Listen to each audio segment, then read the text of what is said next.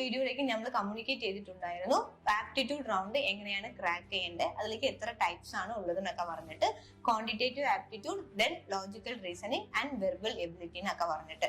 So ഇത് എങ്ങനെയാണ് crack ചെയ്യേണ്ടത്, ഏത് സൈറ്റാണ് നമ്മൾ നോക്കേണ്ടതെന്ന് പറഞ്ഞിട്ട് ലാസ്റ്റ് വീഡിയോയിലേക്ക് നമ്മൾ ഡിസ്കസ് ചെയ്തിട്ടുണ്ടായിരുന്നു.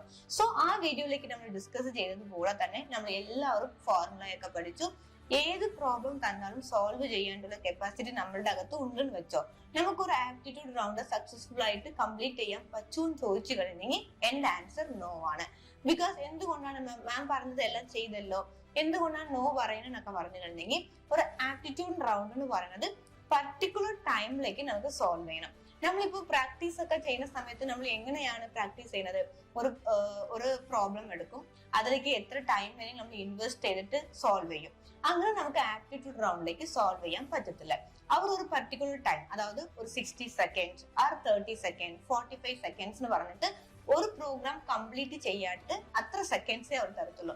അപ്പൊ അതിനുള്ളിൽ നമുക്ക് എങ്ങനെ ടാസ്ക് കംപ്ലീറ്റ് ചെയ്യാം, ആ പ്രോബ്ലത്തെ എങ്ങനെ സോൾവ് ചെയ്യാന്ന് പറഞ്ഞിട്ടാണ് നമ്മൾ ഇന്ന് ഡിസ്കസ് ചെയ്യാൻ പോകുന്നത്. സോ നമ്മളിങ്ങനെ ലോങ് ടേം വർക്ക് ചെയ്ത് ഷോർട്ട് ടേമിലേക്ക് സോൾവ് ചെയ്യുന്നതിന്റെ ഒരു മെത്തേഡിന്റെ നെയിം ആണ് പ്രാക്ടീസ് ഫോർ ഫാസ്റ്റർ ഡിസിഷൻ എന്ന് പറയുന്നത്.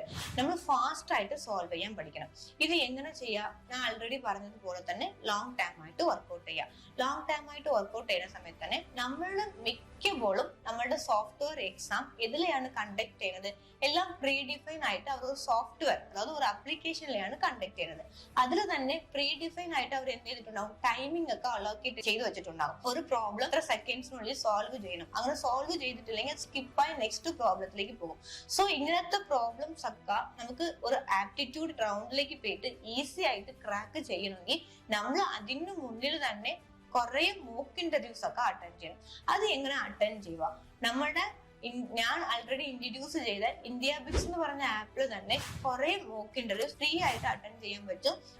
നല്ല രീതിക്ക് പൊസിഷനിലേക്ക്, സോഫ്റ്റ്വെയർ ഇൻഡസ്ട്രിയിലേക്ക് ആദ്യം ജോലിക്ക് ചെയ്യുന്ന എല്ലാവരും ഈ ആപ്പ് പ്രിഫർ ചെയ്തിട്ടാണ് മാക്സിമം പോകുന്നത്. ഓക്കെ, സോ നിങ്ങൾക്ക് വേണ്ടിയിട്ട് ഇന്നൊരു ആപ്പും കൂടി ഞാൻ കൊണ്ടുവന്നിരിക്കുക, textbooks.com എന്ന് പറയുന്നത്. ഓക്കെ, സോ ഈ ആപ്പ് നല്ല രീതിക്ക് ബെനിഫിറ്റ് ആണ്. ഓക്കെ, എന്റെ പേഴ്സണൽ എക്സ്പീരിയൻസ് പറയണമെങ്കിൽ ഞാൻ ഇന്ത്യ ബിക്സിലാണ് കൂടുതലായിട്ട് എന്റെ സ്റ്റുഡൻസ് പോലും ഞാൻ റെഫർ ചെയ്യുന്നത്. സോ അതിലേക്ക് 1 hour മോർ മോക്ക് ഇന്റർവ്യൂസ് ഒക്കെ ഡെയിലി മോക്ക് ഇന്റർവ്യൂസ് ഒക്കെ അറ്റൻഡ് ചെയ്ത് നമ്മളുടെ സ്പീഡ് ഇൻക്രീസ് ചെയ്യുക. ഇതാണ് ബെസ്റ്റ് മെത്തേഡ് എന്ന് പറയുന്നത്. നമ്മൾ കറക്റ്റ് ടൈമിലേക്ക് നമ്മളുടെ ആപ്റ്റിറ്റ്യൂഡ് എക്സാം കംപ്ലീറ്റ് ചെയ്യാൻ വേണ്ടി നമ്മൾ തന്നെ കുറെ കോഡ് ചാലഞ്ചസ് ഒക്കെ എടുക്കണം. ഒരു ഐഡിയ കൂടി പറഞ്ഞു തരാം. ഈ ഐഡിയ റിയൽ ലൈഫിലേക്ക് ഞാൻ എക്സ്പീരിയൻസ് ചെയ്തതാണ്. ഞാൻ ചെയ്തത് കൊണ്ട് ഇൻ കേസ് അത് നിങ്ങൾ ഷെയർ ചെയ്യുന്നത് കൊണ്ട് നിങ്ങൾക്കും കൂടി ഹെൽപ്ഫുൾ ആയിട്ട് ഉണ്ടാകും. ആപ്റ്റിറ്റ്യൂഡ് ഒക്കെ പഠിച്ചെടുത്ത് പോകുന്ന സമയത്ത് ഞാനും ഇന്റർവ്യൂലേക്ക് ആപ്റ്റിറ്റ്യൂഡിലേക്ക് ആ ക്വസ്റ്റ്യനെ കാണുന്ന സമയത്ത് തന്നെ ഞാൻ എന്ത് ചെയ്യും, ഞാൻ ഈ ഫോർമുല പഠിച്ചല്ലോ എന്നൊക്കെ പറഞ്ഞിട്ട് ഞാൻ അതൊക്കെ എഴുതി വെക്കും. ലാസ്റ്റ് ആണ് അവിടെ കൊടുത്തിട്ടുള്ള ആൻസർ നോക്കുന്നത്, ആ ചോയ്സസ് ഓപ്ഷൻസ് ആണ് നോക്കുന്നത്. ഓക്കെ, ഇത് 1 hour മോർ ഇന്റർവ്യൂ പോണ സമയത്താണ് ഞാൻ ചിന്തിക്കാൻ തുടങ്ങിയത്, എന്തുകൊണ്ടാണ് നമ്മൾ ആദ്യം ഫോർമുലയൊക്കെ എഴുതുന്നത്, നമ്മൾ ആദ്യം ആ ഓപ്ഷൻസ് നോക്കാം.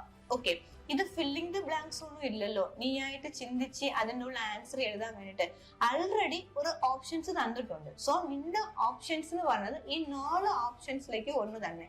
സോ ഫസ്റ്റ് ഓഫ് ഓൾ ക്വസ്റ്റ്യനെ റീഡ് ചെയ്ത് ഓപ്ഷനെ അക്സെപ്റ്റ് ചെയ്തിട്ട് അത് കഴിഞ്ഞിട്ട് നമ്മൾ തിങ്ക് ചെയ്യാൻ സ്റ്റാർട്ട് ചെയ്യാം. ഓക്കെ, സോ അപ്പൊ നമ്മളുടെ ഒരു തിങ്കിങ് എന്ന് പറഞ്ഞത് ആ 4 ഓപ്ഷൻസിന്റെ അകത്ത് തന്നെ കാണണം. 4 ഓപ്ഷൻസിൽ ഒന്നല്ലേ ആൻസർ. സോ 4 ഓപ്ഷന്റെ അകത്ത് തന്നെ കാണുവാണെങ്കിൽ നമുക്ക് ടൈം എന്ത് ചെയ്യാൻ പറ്റും, നല്ല രീതിക്ക് റെഡ്യൂസ് ചെയ്യാൻ പറ്റും. ഇതാണ് എന്റെ ലാസ്റ്റ് ട്രിക്ക് എന്ന് പറയുന്നത്. ഇത് എന്റെ എക്സ്പീരിയൻസിന്റെ ട്രിക്കാണ്.